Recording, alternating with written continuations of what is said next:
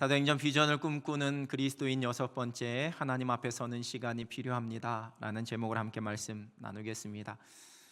또 제가 TV CF 광고 한 편 소개하면서 말씀을 시작하려고 합니다. 이 정도면 제가 광고에서 은혜 받는다라는 말이 진심이라는 걸 아실 겁니다. 이번에는 직접 영상으로 보여드리려 하는데요, 오래전 무려 1998년에 제작된 광고이기 때문에 화질과 음질은 그렇게 좋지 않습니다. 이해하시고 한번 보실까요?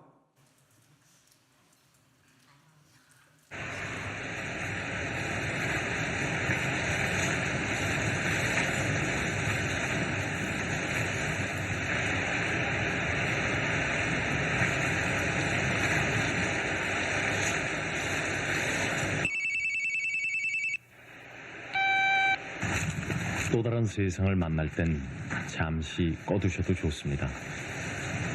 때와 장소를 가리지 않는 스피드 011. 기억나시는지요? 또 광고 시간에 스님 나오셨다고 기분 언짢아 하시지 마시고, 예배 시간에 스님 나왔다고 모자이크 하려다 그냥 보여드렸습니다. 또 다른 세상을 만날 땐 잠시 꺼두셔도 좋습니다. 사실 이동전화 광고이면 아무 때나 어디서나 켜두는 것으로 홍보하는 것이 맞을 것 같은데, 오히려 잠시 꺼두라는 메시지를 던집니다. 또 그러나 한편으로는 역으로 저 대나무숲 깊은 곳에서도 우렁차게 울리는 저 전화벨 소리를 통해 때와 장소를 가리지 않는 이 통신 서비스의 기술과 편리함을 강조하려는 의도도 담겨져 있겠지요. 대나무 잎을 스치는 바람소리, 배우 한석규 씨의 감미로운 목소리로 감성을 자극하고, 발전된 기술력뿐만 아니라 이제 전화를 꺼두고 또 다른 세상을 경험한다라는 어떤 철학적 메시지까지도 전달해주는 광고인 듯합니다. 일부 예배 때는 제가 이렇게 얘기할 때 이 시점에서 전화벨이 울렸습니다. 마치 미래의 사람들이 이 스마트폰을 놓지 못하고 살 것을 예상했듯이 지금도 어색하지 않은 메시지인 듯합니다. 또 다른 세상을 만날 땐 잠시 꺼두셔도 좋습니다. 예배 드리실 때는 잠시 꺼두셔도 좋습니다. 조용히 무언가에 집중하기 쉽지 않은 요란스러운 세상입니다. 내 마음과 관심이 갈 만한 일들, 내 생각과 감정이 머물러야지만 되는 일들, 늘 마음 한켠에 어떠한 커다란 부담과 짐으로 여겨지는 일들이 우리에게는 참 많습니다. 잠시 그 모든 것을 다 꺼두는 것이 결코 쉽지 않습니다. 지금 예루살렘을 거쳐서 로마까지 가는 그 여정을 부지런히 달려가고 있는 바울도 아마 마찬가지였을 겁니다. 지난주 함께 나누었듯이 예상보다 길어진 항해로 인해, 그러나 또 드로아에서는 감당해야지만 되는 복음 사역에 대한 열정이 있었기 때문에 밤을 새워가며 새벽까지 말씀을 전하는 강행군을 이어갔습니다. 사도 바울은 그 누구보다도 그 사명에 대해서, 그 주어진 목표에 대해서 책임감이 아주 강했던 사람이었습니다.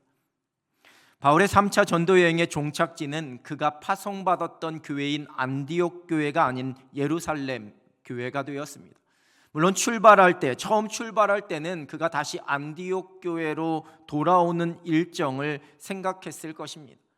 사도행전 19장 21절입니다. 이 일이 있은 후에 바울이 마게도냐와 아가야를 거쳐 예루살렘에 가기로 작정하여 이르되 내가 거기 갔다가 후에 로마도 보아야 하리라 하고, 몇 주 전에 이 구절을 함께 말씀으로 나눌 때에 우리말 성경에서는 번역되지 않은 엔토프뉴마, 성령 안에서라는 헬라어 원어가 기록되어져 있다라고 말씀드리면서, 이 바울의 로마로 가려는 그 계획이 결코 자신의 생각과 뜻으로 이루어진 것이 아니다라는 말씀을 드렸습니다. 마찬가지로 예루살렘으로 가게 된 것도 동일합니다. 안디옥 교회가 아니라 바울이 예루살렘 교회로 가게 된 것도 성령께서 바울에게 말씀해 주신, 그래서 변경되어진 여정이었습니다. 오늘 본문 16절 하반절입니다. 이는 될 수 있는 대로 오순절 안에 예루살렘에 이르려고 급히 가미러라.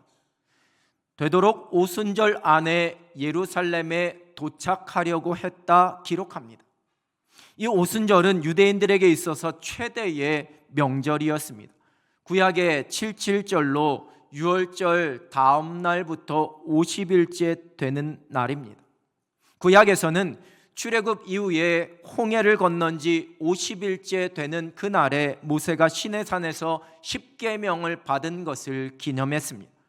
신약에서는 예수님께서 부활 승천 이후 오순절에 제자들에게 성령이 임하였기에 또 신앙적으로 또 다른 중요한 의미를 갖게 되었습니다. 또한 이 오순절은 농경적으로는 보리의 첫 수확인 초실절에 시작하여서 7주 후인 50일 후에 그 밀을 처음 수확하게 되었고, 그 수확한 밀을 제물로 드리면서 함께 추수감사의 기쁨을 나누는 그러한 기쁨의 절기였습니다.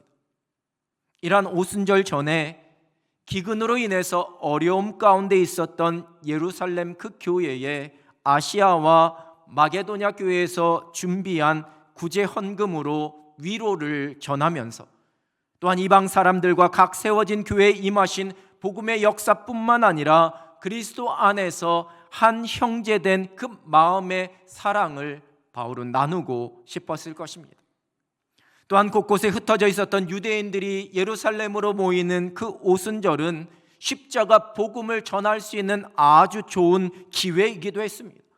그래서 바울이 오순절 전에 그 예루살렘에 도착하려고 아주 급히 자신의 일정을 서두르고 있습니다. 또한 당시 그 교회의 중심이었던 예루살렘 교회로부터 로마로 가는 그 선교를 파송받는 것이 그 복음의 확장을 위한 사역에 더 유익했기 때문에 바울은 안디옥이 아닌 그 예루살렘 교회로 향하게 되었을 것입니다. 16절 상반절입니다. 바울이 아시아에서 지체하지 않기 위하여 에베소를 지나 배 타고 가기로 작정하였으니, 시간이 너무 촉박하였기에 그 에베소도 들리지 않기로 합니다. 지도를 보시면 이제 배를 타고 밀레도까지 와서 육로가 아닌 저 항로를 따라서 계속해서 남쪽인 예루살렘까지 가게 됩니다. 에베소는 바울의 전도 여행 중에 바울이 가장 긴 3년 동안 머물렀던 도시입니다.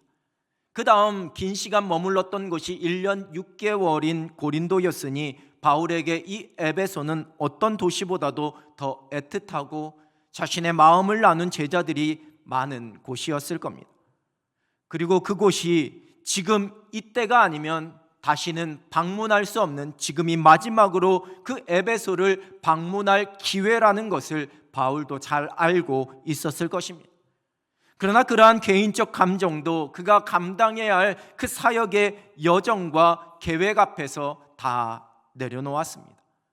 오늘 본문 16절에 급히 가밀어라 이렇게 번역된 헬라어 단어는 원래는 발을 뜻하는 단어에서 유래한 것으로 발을 급하게 옮기는, 몹시 서두른다라는 의미입니다. 특별히 헬라어 시제 중에 계속되는 일이나 상황을 표현하는 미완료 능동태라는 시제를 사용하고 있는데, 이것은 잠시도 쉬거나 긴장을 늦추지 않고 아주 급하게 서두르고 있는 그 모습을 표현하고 있는 겁니다. 이런 바울과 그 일행들의 그 모습이 머릿속에 그려지시는지요? 당시의 모습을 생각해보고 그려보는 우리의 마음도 막 급해지는 것 같습니다. 그런데 오늘 본문이 시작되는 13절은 이러한 상황 속에 이해되지 않는 바울의 모습을 기록하고 있습니다. 우리는 앞서 배를 타고 아소에서 바울을 태우려고 그리로 가니 이는 바울이 걸어서 가고자 하여 그렇게 정하여 준 것이라. 여기서 우리는 누가와 그리고 20장 4절에서 기록된 바울과 동행하던 각 지역 교회의 대표자들을 말합니다. 즉 그들만 앞서서 배를 타고 갔습니다. 세번역 성경은 이 구절을 더 명료하게 이렇게 번역합니다. 우리는 배에 먼저 가서 배를 타고 아소를 향하여 떠났다. 우리는 거기에서부터 바울을 배에 태울 작정이었다. 바울이 아소까지 걸어가고자 했기 때문에 그렇게 정한 것이었다. 지도를 한번 보여주시면 일행들은 저 드로아에서부터 배를 타고 출발했다라는 겁니다.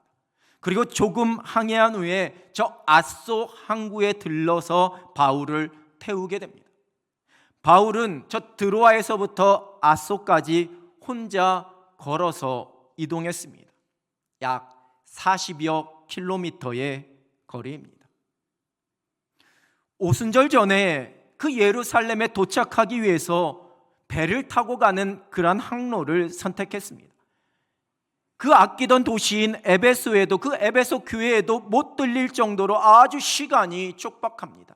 또한 중간에 어떠한 변수를 만날지도 모릅니다. 폭풍우 같은 예상치 못한 상황뿐만 아니라 만약에 바람이 불어주지 않으면 그 항해가 결코 쉽지가 않습니다. 그런데 바울은 일행과 떨어져서 홀로 걸어가겠다라고 말합니다. 13절은 바울이 그렇게 정하여 주었다 이렇게 기록합니다. 여러분, 아마도 일행들이 그 바울을 만류하였을 겁니다. 단지 이 시간뿐만 아니라 바울의 건강도 걱정했을 겁니다. 빌립보에서 드로아에 오는 여정도 순탄하지 않았고 그 드로아에서 시간에 쫓겨 말씀을 전하고 가르치니나 밤을 꼬박 세웠습니다. 많이 지치고 피곤해서 그 체력이 거의 소진된 상태였을 것입니다. 그리고 배로 이동하지만 이제 예루살렘까지 가는 그 여정도 결코 만만치가 않습니다. 그런데 출발부터 40여 킬로미터를 홀로 걸어가겠다라고 말하고 있습니다.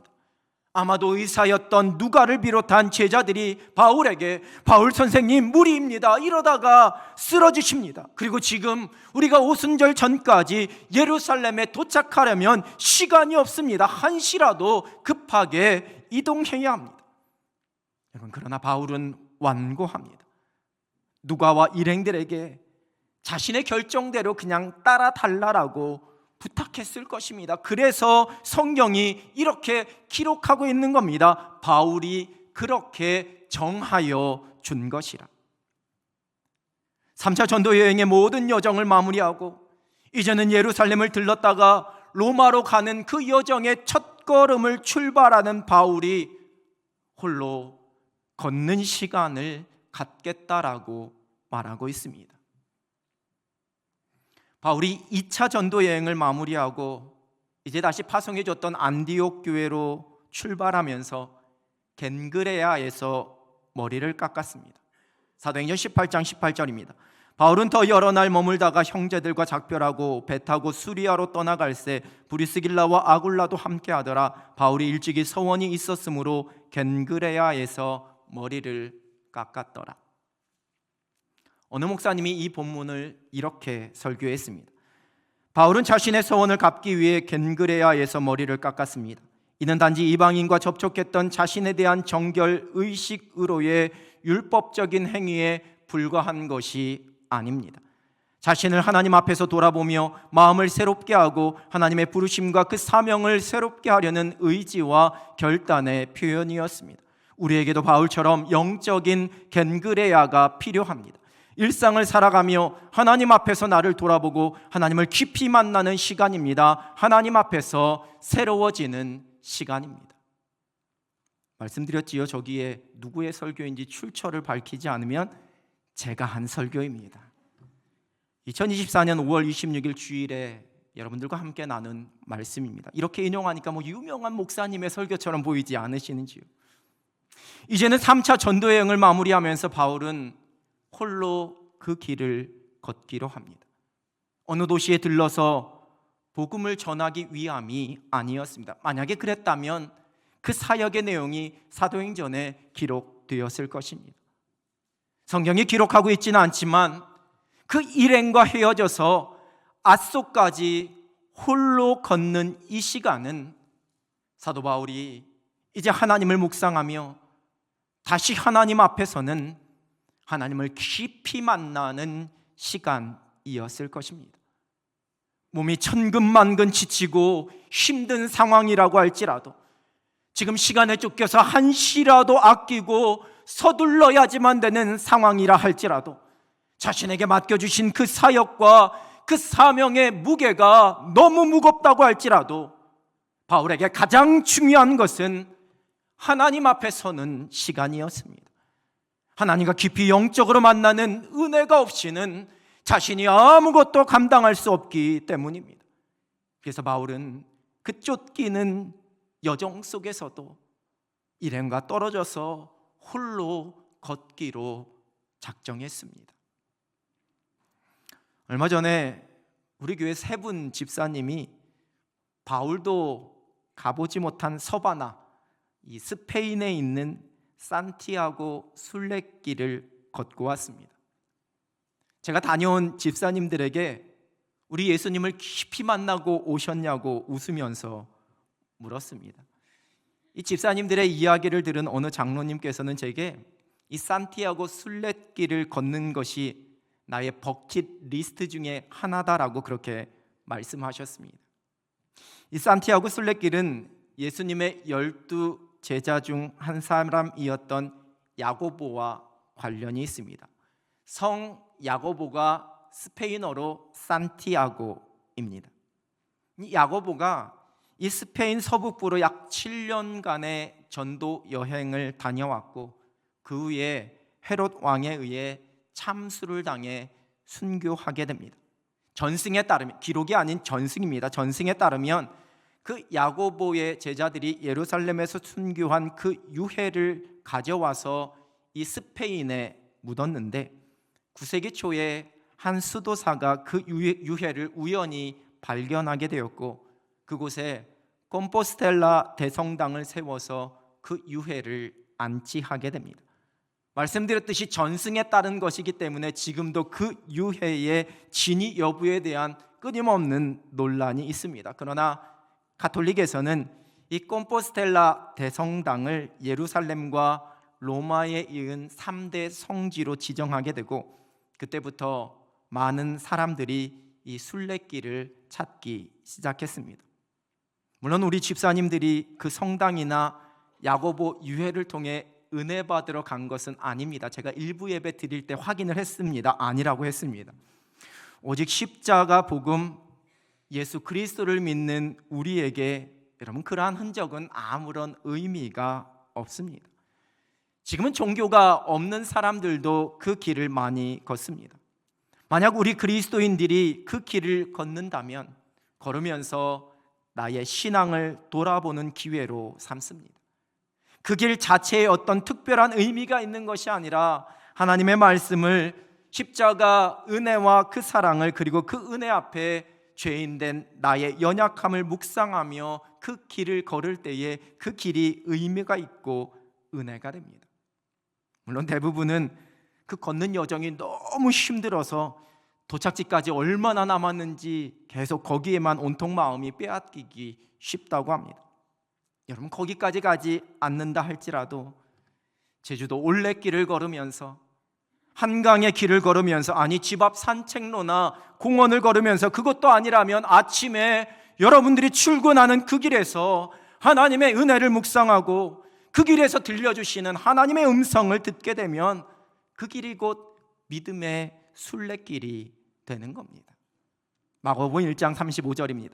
새벽 아직도 밝기 전에 예수께서 일어나 나가 한적한 곳으로 가사 거기서 기도하시더니, 마태복음 14장 23절입니다. 무리를 보내신 후에 기도하러 따로 산에 올라가시니라 저물매 거기 혼자 계시더니, 마가복음 14장 32절입니다. 그들이 겟세마네라 하는 곳에 이르매 예수께서 제자들에게 이르시되 내가 기도할 동안에 너희는 여기 앉아 있으라 하시고, 예수님께서 홀로 하나님 앞에 서시는 모습을 제자들에게 보여주셨습니다.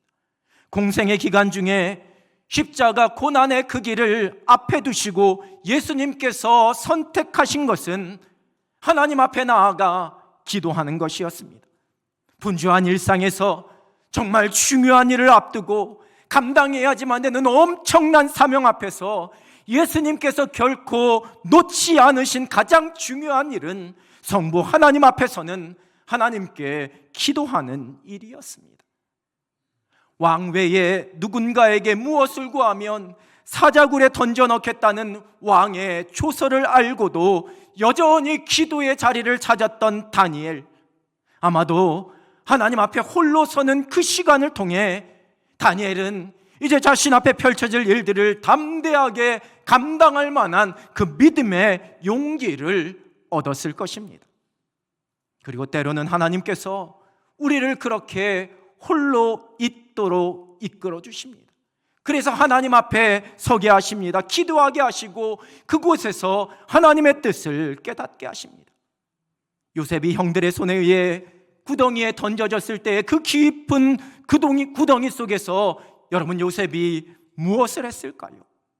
그가 그 이후로 다시는 자신의 꿈 자랑을 늘어놓지 않는 모습을 보면 애굽에서 억울한 누명을 쓰고 자신의 부탁을 잊어버린 그 술 맡은 관원장으로 인한 그 상황 속에서도 그 모든 것을 묵묵히 받아들이는 그 모습을 보면 요셉은 분명 그 구덩이에서 홀로 있었을 때의 그 시간 속에서 자신의 채색옷을 벗기시고 자신의 어리석은 야망과 교만을 다듬으시는 살아계신 하나님, 자신에게 꿈과 야망이 아닌 비전을 허락하신 그 하나님을 깊이 만나서 다듬어지는 그러한 시간이었을 것입니다. 암수술을 앞둔 전날 밤 병원에 누워서 기도하며 묵상하며 드렸던 그 고백이 아직도 제 마음속에 생생합니다. 수술실 입구에서 웃으면서 가족들과 헤어진 뒤에 이제 대기하는 곳에서 홀로 기다리고 있었던 그 적막하고 긴장된 그 짧은 시간이 수술대에 누워서 마취하기 전 몸에 이것저것 장치를 붙이는 그 짧은 시간이 여러분, 저에게는 하나님 앞에서 온전히 홀로 서게 되는, 오직 이제 하나님만 바라보며 하나님만 기대하며 하나님의 은혜를 구하며 그리고 하나님 앞에 다시 한번 새롭게 결단하는 그러한 시간이었습니다. 지금 사도 바울 앞에 놓여진 길, 여러분, 결코 쉬운 길이 아니었습니다. 사도행전 20장 22절에서 바울은 에베소 장로들에게 이렇게 고백합니다. 보라, 이제 나는 성령에 매여 예루살렘으로 가는데 거기서 무슨 일을 당할는지 알지 못하노라. 이후에 사도행전 21장에서는 바울의 제자들이 성령께서 주신 마음으로 이제 바울이 예루살렘에 들어가서 당하게 될 환란이 무엇인지를 이야기하면서 바울에게 제발 그곳으로 가지 말라라고 이야기합니다. 드로아에서 아소까지 홀로 걸어가는 그 길에서 하나님 앞에 서 있는 바울을 하나님께서 깊이 만나 주셨을 것입니다. 앞으로 그가 감당할 고난을 말씀해 주시면서 다시 한번 그를 격려하시고 그의 마음을 굳건하게 해 주셨을 것입니다. 예수님처럼 고난의 길을 앞에 두고 홀로 걸으면서 우리 하나님을 묵상하며 그렇게 기도하는 바울에게 하나님께서는 하나님의 뜻대로 순종할 수 있도록 그 마음을 굳게 붙잡아 주셨을 것입니다. 바울에게 중요한 것은 그가 계획하고 있었던 여정도, 그가 감당하고 이루어야지만 되는 목표와 사명도 아니었습니다. 오직 하나님 앞에 홀로 서서 하나님을 묵상하고 하나님의 마음을 깨닫는 것이었습니다. 청파교회를 담임하고 있는 김기석 목사님이 쓰신 일상순례자라는 책이 있습니다. 삶을 살아가면서 경험한 작은 묵상들을 적은 책입니다. 이 책의 한 부분입니다. 유럽의 어느 교회에 들어갔다가 고요함의 오아시스라는 말과 만났다. 도시의 분잡을 떠나 들어간 그 예배당에는 고요가 좌정하고 있었다. 고요함은 있음 그 자체로 피로와 분심을 씻어내고 활동과 욕망으로 달뜬 마음을 가라앉혀준다. 묻지 않을 수 없다. 만일 내 마음 속에서 세상의 소음이 그친다면 나는 어떤 존재가 될까? 그 고요함이 내가 집착하던 온갖 일상의 장치들이 그다지 중요하지 않은 것들임을 일깨울 때 나는 어떤 사람이 될까? 두렵고도 매혹적인 물음이다. 한 가지 분명한 것은 고요함은 우리 영혼을 하나님의 성품으로 이끌어준다는 사실이다. 하나님 앞에서 고요하게 서는 시간이 필요합니다. 뒤를 돌아볼 겨를도 없이 급하게 달려가는 우리 인생의 경주 속에서 우리는 분주하게만 달려가기 쉽습니다. 그러면서 아주 중요한 일을 놓칠 수 있습니다. 내가 무엇을 하고 내가 무엇을 이룰지, 내가 어떠한 비전과 목표를 가지고 살아가는지 중요합니다. 여러분, 그러나 더 중요한 것은 내가 하나님 앞에 서는 것입니다. 그래서 하나님을 묵상하고 말씀 앞에 자신을 비추어 보면서 우리 하나님의 마음과 그 뜻을 깨닫기 위해 하나님의 음성에 귀를 기울이는 시간입니다. 비전을 꿈꾸는 사람은 자신이 이룰 목표만 바라보며 조급해하지 않습니다. 살아계신 하나님을 깊이 묵상합니다.